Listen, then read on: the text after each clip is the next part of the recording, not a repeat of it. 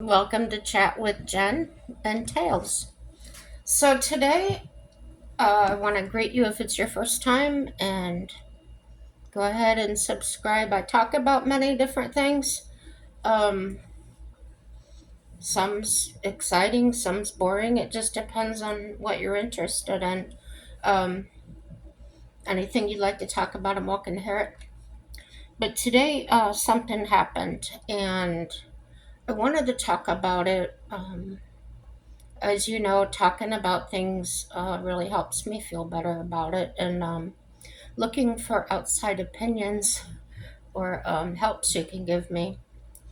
I have a neighbor that rarely, if ever, comes out of her apartment. When I first moved in here 4 years ago, um, she was doing things around the building and just sort of outgoing, sort of quiet, but friendly. Um, I smoked when I first moved here. Um, she didn't smoke, but she'd go sit outside and we would chit chat. I haven't seen her, and I bet you haven't seen her face in almost a year. So here's her backstory without getting too personal. I think 30 years ago, her husband passed away from cancer, and she was his sole caregiver. And he left her everything, but his family came in and told her they would take care of her and everything, but asked her if she would release things to them. Somehow got her to sign things over. I don't know. It's none of my business, really. But I'm giving you the backstory so you can maybe understand things. It's close to what I'm going through, or have been going through. And the difference is, as I've talked before about someone that says they don't like to take medicine or um, medicine doesn't work on them or they'll take it for a little while. And I'm talking about mental health. Take it for a little while, and when they feel better, they'll stop taking it, kind of take it like they take aspirin, and it's bad for you. So she's like textbook example of this. Um, I'll give you some insight. Mayo Clinic, which is a state away from me, but not very far. They recognize several major mood disorders, which, as you've heard me say before, that's what I'm diagnosed with, one of them, including major depressive disorder, bipolar disorder, and related conditions like cyclothymia. These disorders involve significant shifts in mood, energy, and activity levels, impacting daily functioning. Mayo Clinic offers comprehensive care for these conditions, including outpatient and inpatient programs, and utilizes a multidisciplinary approach involving psychiatrists, psychologists, and other specialists. Now,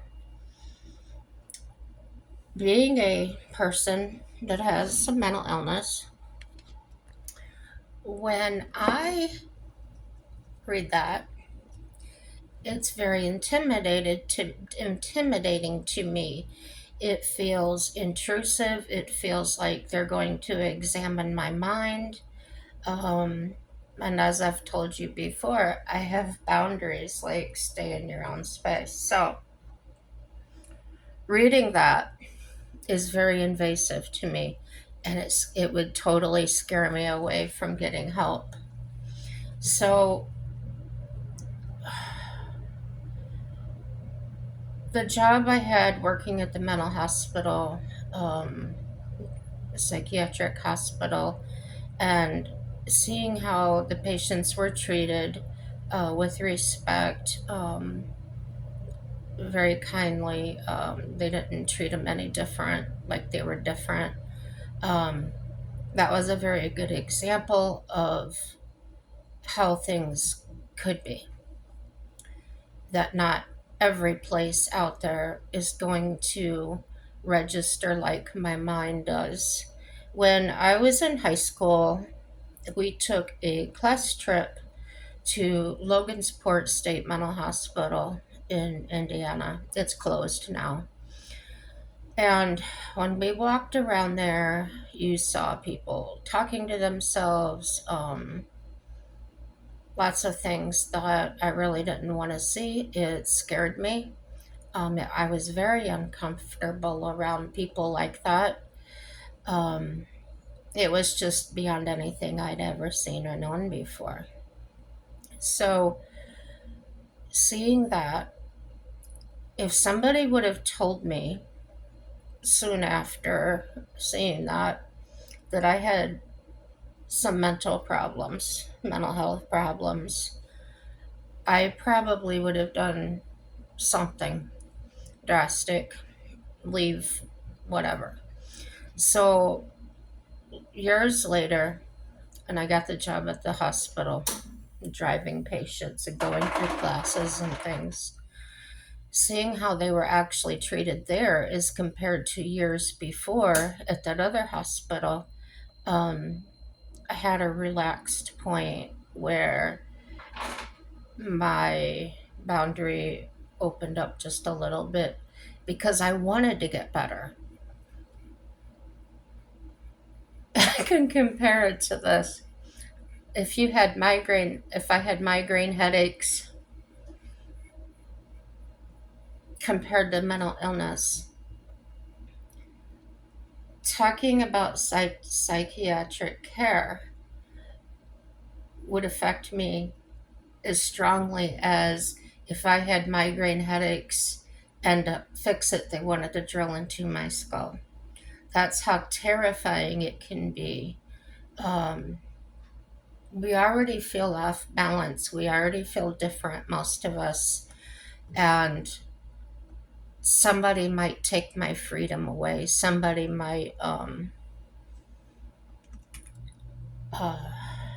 harm me, drug me up to where I lose touch with reality. Um, those are real fears. Yeah, they do happen. So, years and years, they've been trying to get better. Who's been trying to get better? The psychiatric doctors. It does fascinate me as far as learning how people think and why they do what they do. That stuff would interest me. But the way I am mentally, I probably couldn't answer those. I probably couldn't handle the answers to those questions. So I have big diagnosed. One of them is major depressive disorder as well. That's characterized, according to this definition, it's characterized by persistent feelings of sadness, loss of interest or pleasure, and other symptoms that interfere with daily life, according to the Mayo Clinic. May include symptoms like changes in sleep, appetite, energy levels, and difficulty concentrating. It can be further categorized by patterns such as peripartum onset during pregnancy or postpartum or seasonal pattern. Um, all of these are so close together, and the way I see it, like with this woman here, I got to get back to her before I lose it. Um, whenever I see her, she's got on pajamas. She's always cold. She wraps a big robe around her and hides her face like this and walks around like that. She's not an old woman. I'm 53. She might be 55. Okay. She's a very pretty woman, blonde hair, blue eyes, thin. And when she's having a good moment, and they are moments. She cycles like every 3 minutes between her moods. Um, when she's done talking, she doesn't say, "Okay, I'm done talking. I want to go back to my apartment." She will never do that. She just doesn't do that. She's like today. She was sitting there covering her eyes, and finally, I said to her, "Do your eye? If your eyes are hurting, do you want to go back into your apartment?" And she says, "Yes, I would." And I said, "Okay, well, I'll talk to you another time." And as I was walking away, I hear her start crying.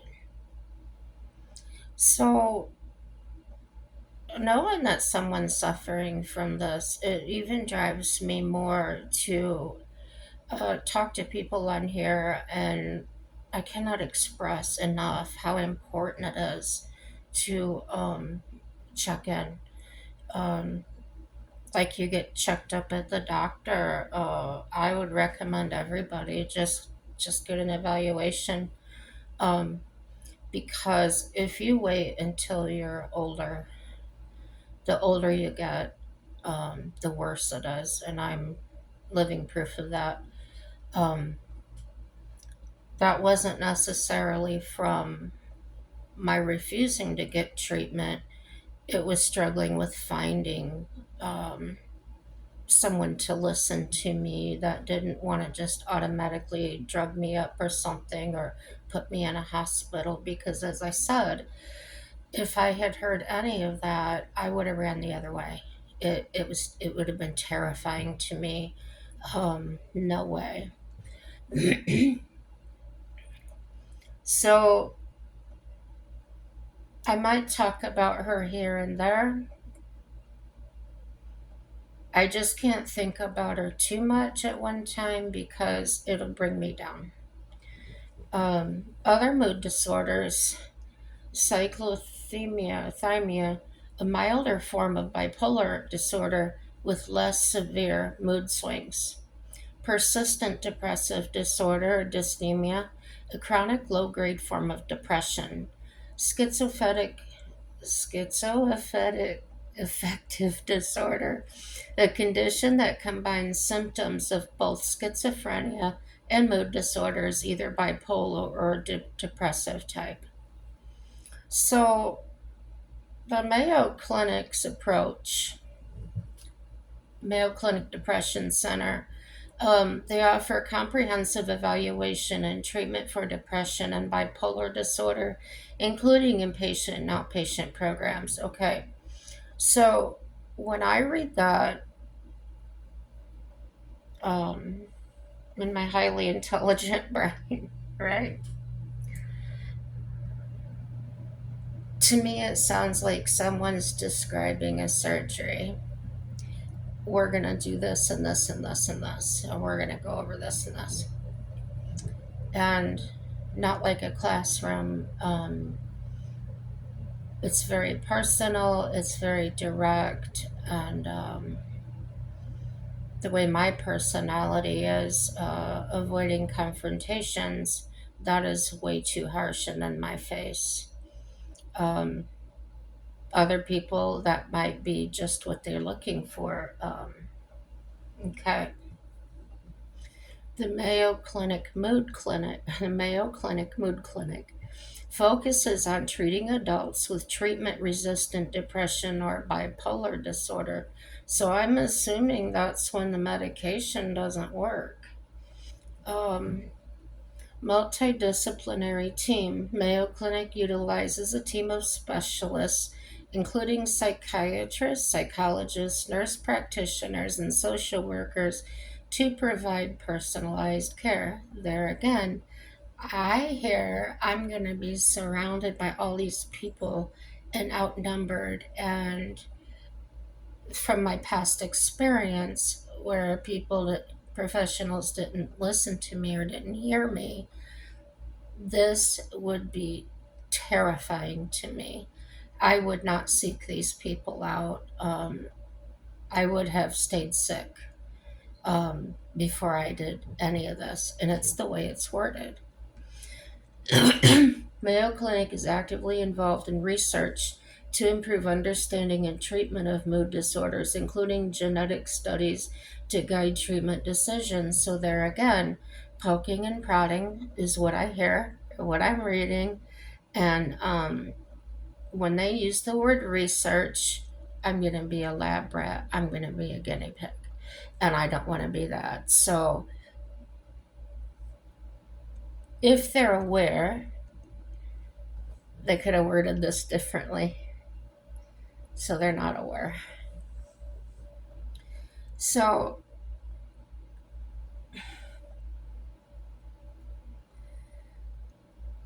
had a major mood disorder. I had never heard of anything like that before I was diagnosed.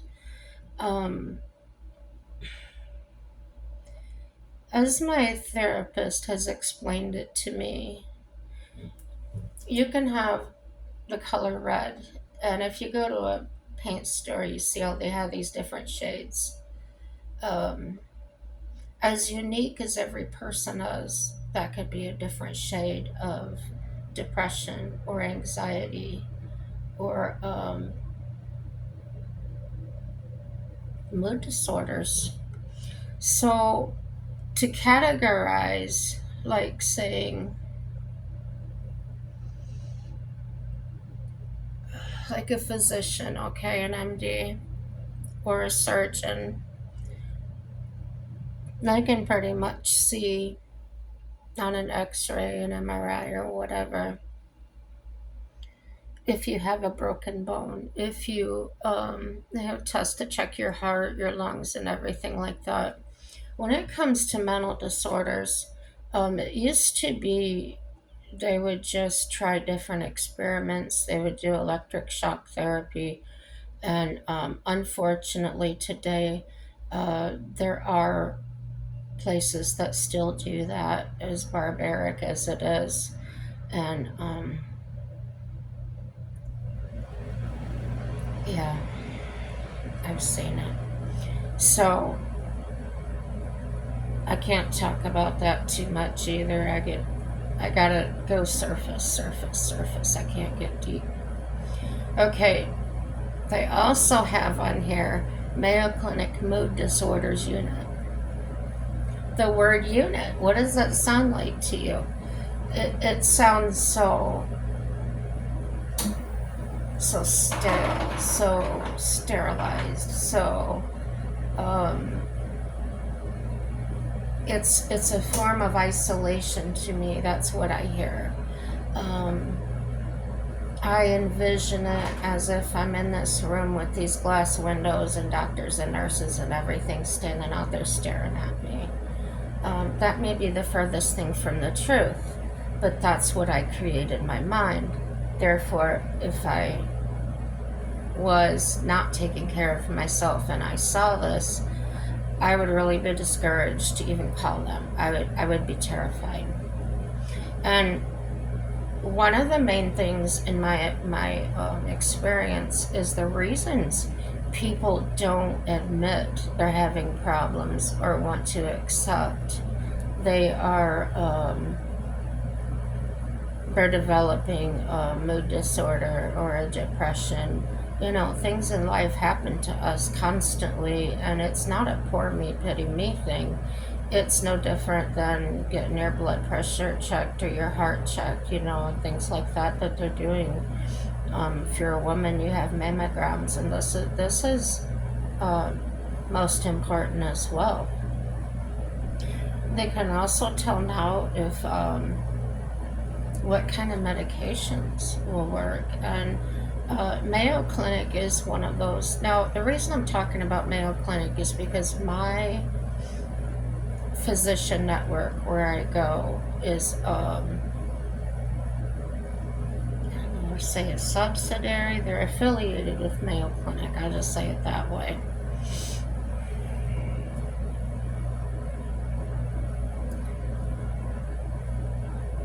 See, they're talking about the Mayo Clinic Depression Center. The unit provides intensive individualized treatment plans that may include medications, various forms of therapy, and other interventions. It scares me. And that's one of the things I think about. What if something happened to Mike? And what if somebody wasn't there to advocate for me? Um, I advocate for myself, but what if they wouldn't listen to me?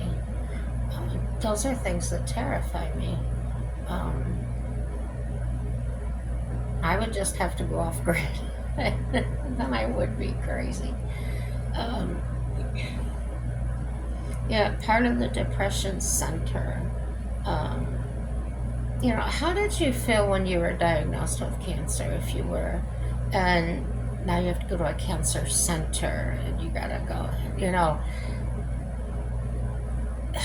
it's like,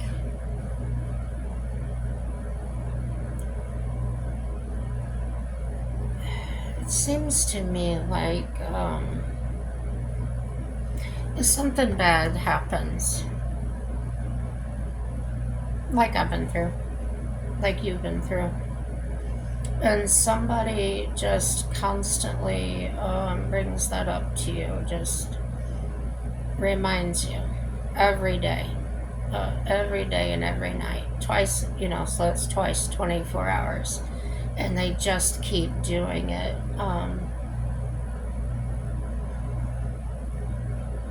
That's in my face. The same as this unit, the psychiatric hospital would be very intimidating to me. The cancer center, when I had to go, um, don't.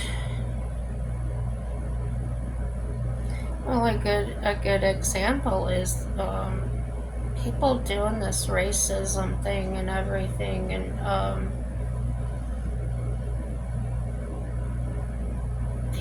the guy said the way to cure it is to quit talking about it.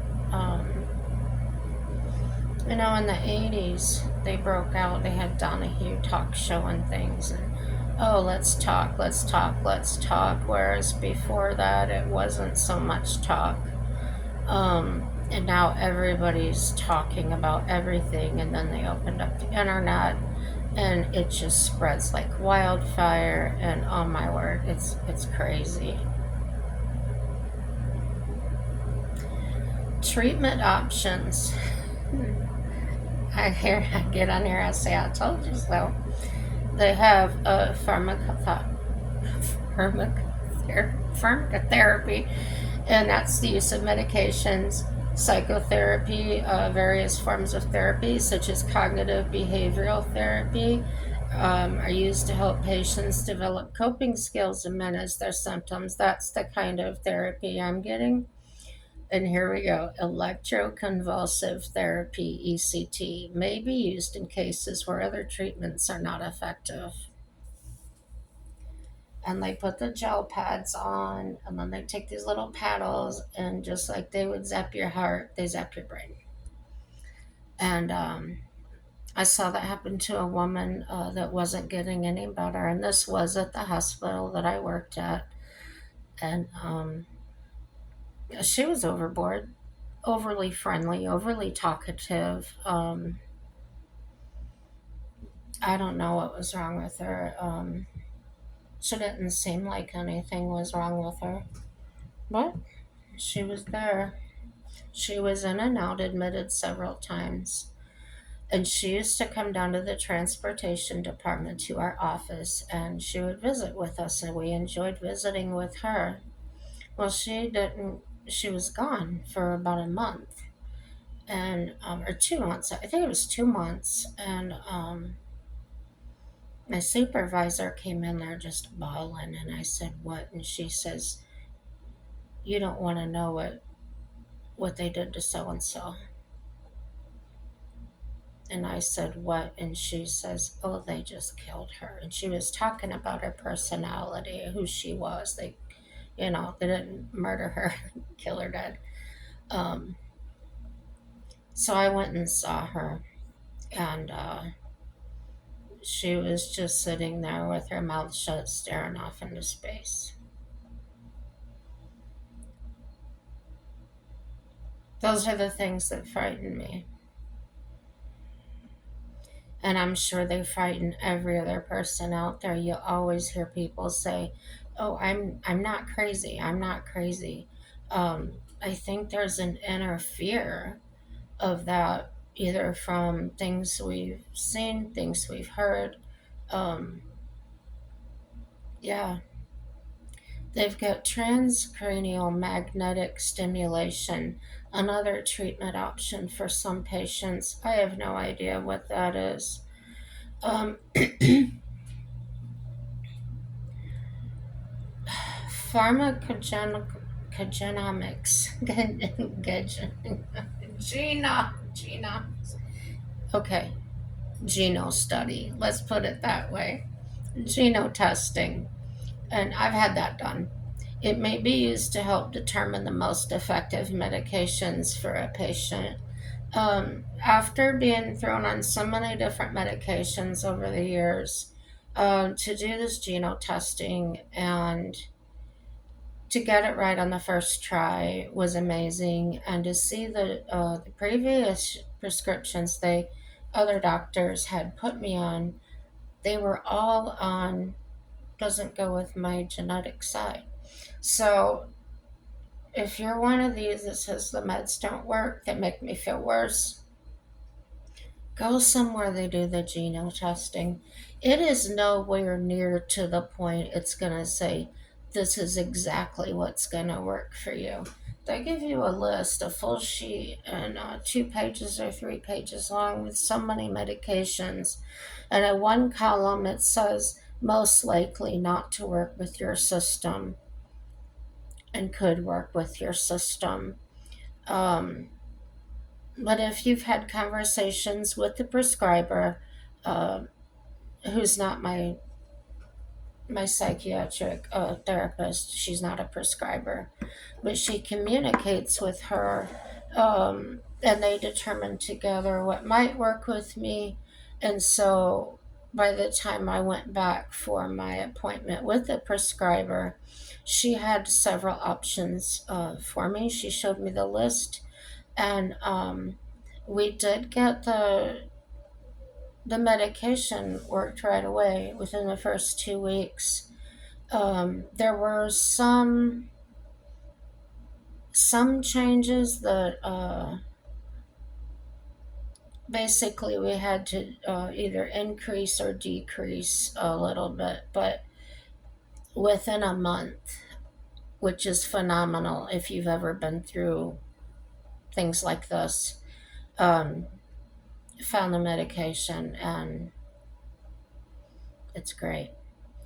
I don't feel any side effects from it. I don't feel any different. I do feel different in the way that in my mind, in my happiness, my general outlook every day, it feels more like I'm back in my younger days where I was happy go lucky and free. I don't get hyper. I can get extremely happy, like when I'm having a good time, but it's normal feeling. It's not over the top or things like that. There are other things to consider when you take the medication. I know one of them I take, I can't be out in the sunlight. Um, might turn into a vampire. No, no, it's actually there's a couple of medications, but they're not psych meds. Just the one psych med is it has a warning to stay out of direct sunlight. Um, and talk it over with whoever your prescriber might be. When I went to the psychotherapist at first, um, she asked me what I hope to get out of it. I said I wanted to find out what is going on with me. Why I gave her some examples of some episodes I had with some rage and extreme feelings of anxiety, things like that. And I was honest about it. And she asked me how did I think I wanted to go about treating it? So it was totally comfortable. She gave me all the power to make decisions, um, and very easy to talk to. So I told her that I wanted to talk first. I wanted to see if this was something that I could just talk it out and get over it, or um, otherwise. And she agreed with that. She said she didn't like having people go to the medication first because it might not need medication. It might just be a passing phase. So had a lot of respect for her. I had a lot of respect for the prescriber. The prescriber's office, they're a Christian based professional office, um, which was unique to me. So I felt safer there. The way they treat you, or the way they treated me, was very respectful and very kind, um, and in a Christian sort of way. Um, so that's where I started getting prescribers. There has to be a certain level of trust there. Now, I talk about God a lot, and I talk about the things He's done, and I talk about hearing Him, speaking with Him.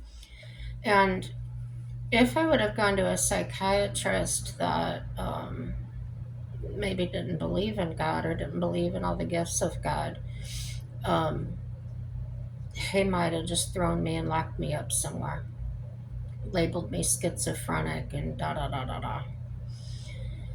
Which, people have different beliefs, they have different religious experiences, right? So that's still my viewpoint from long ago. So when I was looking for help, I insisted that they're Christian, and I wasn't. I didn't hold back on it. I wasn't Bible thumping to them. I just said that it was important to me because um, I wanted to be treated respectfully and with kindness, um, as our Lord and Savior would deal with us. So, yes, it's in a human way, but I do believe that God uses people and puts people in your life that he that's how He can offer help to you. So, it's an interesting subject to me still. I'll probably think about it and look up things the rest of my life, because it just intrigues me. I don't get too deep in it. I don't get to thinking about anything too heavy, because I know my limits now. I know what I can and cannot handle. And that's thanks to therapy. Um, find somebody you can trust. You can keep it private. You don't have to let anybody know where you're going or what you're doing. Um, but yeah, especially this day and age and everything that's going on, I feel like there could be more people locking themselves in their house, for just the fact they're terrified. And I used to be one of those people. So I'm living proof that you can get better. Um, I will have it the rest of my life. I will have to take medication the rest of my life. But for the most part, um, people can't tell by speaking with me or looking at me that I have these mental illnesses and even a little bit schizophrenic. That seems to be a terrifying name for people, or mental illness for people is schizophrenia.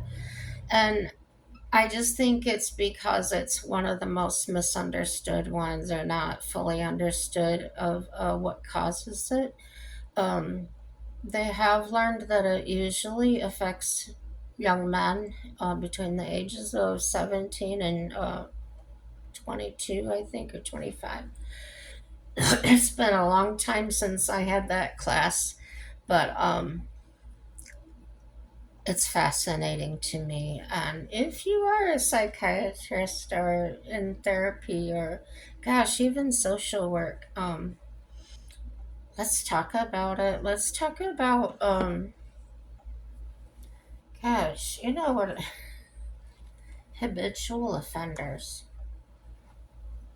And that's probably getting into some criminal psychology, but I just like to skim over and hit on different things. Like I said, I have to go in layers. I can skim over several topics, and then maybe months from now I'll go a layer deeper. And that's about all I can handle, is doing it that way. My brain will latch onto things and create its own drama. I can't say, I don't think I've ever lost touch with reality. No. But feeling out of control, or um, feeling like, one time, this was the weirdest thing that happened to me. I mean, really weird. Um, I woke up one day and I was like going around my house, touching the bathroom counter, the walls. I was touching everything and saying out loud, "This isn't real. This isn't really here. This isn't a real world." And I don't know why I did that. If I had a strange dream, strange. And I was still in my 20s, but no, I don't think it was a sign of mental illness or anything. I think maybe I had a weird dream. It's never happened since then, but that was a weird thing. I still remember how that felt. It was so strange. Um, so back to my neighbor. She cries all the time. And I even kind of gently asked her if she wanted somebody to talk to. I didn't bring up a doctor. I know that can trigger some people, as I was explaining.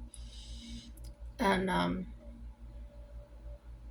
she's just so bad. And you want to help somebody, but at the same time, if you push too much, they're going to go the other way and maybe get worse. So I keep my conversations or my meetings with her very brief.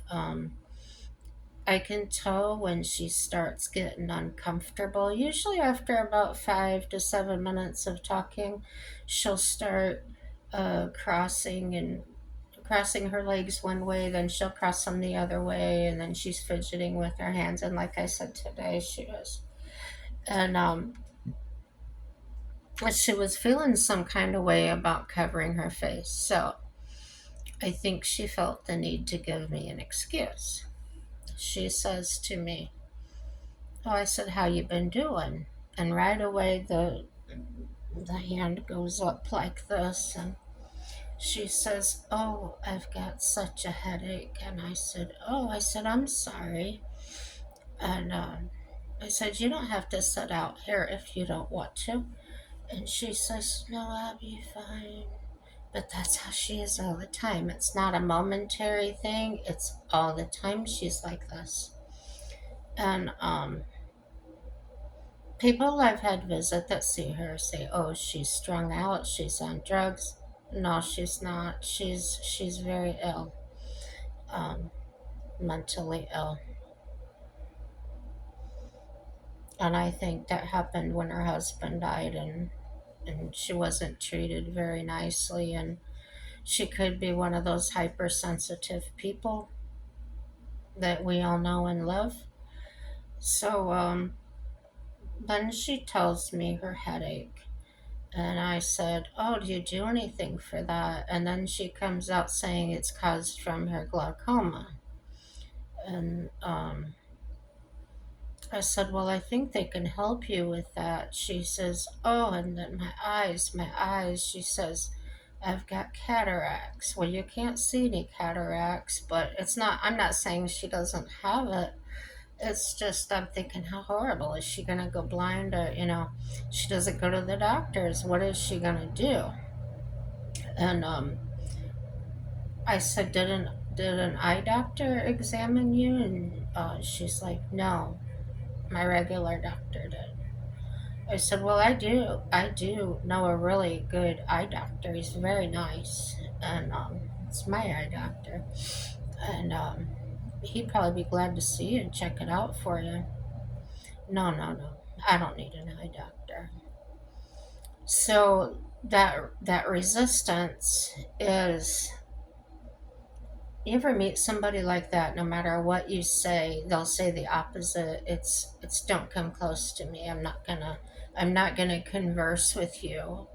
Um, that's her defense mechanism.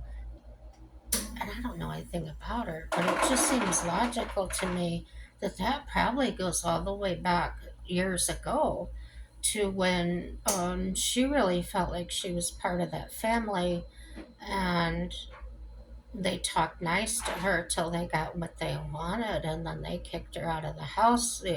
Everything. How horrible was that? So, yeah, pretty bad stuff. So, gosh, I should get off of here. My videos have been way too long, guys. But, yeah, keep watching. You know what to do, and everything's gonna be good. Everything's gonna turn out for our good. Just wait and see. And if it has turned out for your good, leave me a comment and tell me how it worked out. Or you can just tell me the happy ending if you want to. And have a happy day. Bye bye.